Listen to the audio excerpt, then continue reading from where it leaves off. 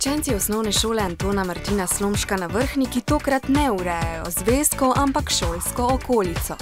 Prva skupina pobira pridelke z zeliščnega vrta.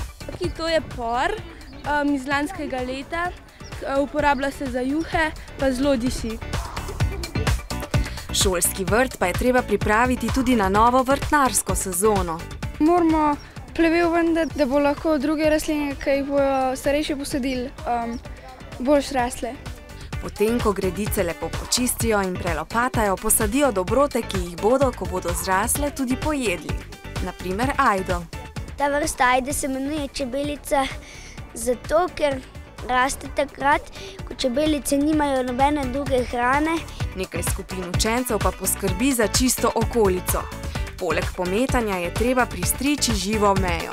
Ta meja je zdaj malo narasla, pa tukaj sekam te, ko so že tako zunaj v bistvu veje. Ker nam je žled uničil veliko dreves, bomo posadili naprimer tole bukev.